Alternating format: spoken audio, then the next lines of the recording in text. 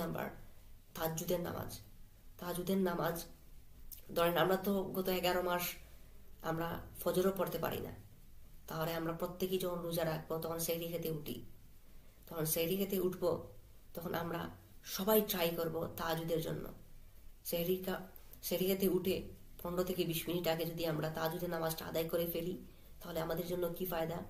আল্লাহর সাথে সম্পর্ক দৃঢ় হয়, মজবুত হয়, আল্লাহর সাথে সম্পর্ক ভালো হয়, কানেক্টিং বাড়ে। কারণ তাহাজ্জুদের নামাজ এই একটা নামাজ, যেই নামাজ আল্লাহ একবারে নিচের আসমানে চলে আসেন এবং আল্লাহ বান্দাদের কাছে বান্দাদের বলেন, তোমাদের কি কারো কি কিছু চাওয়ার আছে? কোনো গুনাহগার কি আছো? তুমি আমার কাছে চাও, আমি তোমাদের গুনাহ মাফ করে দিব। তোমাদের কিছু চাওয়ার আছে, কোনো কিছু পাওয়ার আছে, আমাকে বলো, আমাকে বললে আমি তোমাদের দিয়ে দিব। তখন যদি কোনো মুসলমান তাহাজ্জুদের নামাজ পড়ে আল্লাহর কাছে চায়, আল্লাহ তার চাওয়া অবশ্যই পূরণ করবেন। সুবহানাল্লাহ। 4 নম্বরে যেটা আমি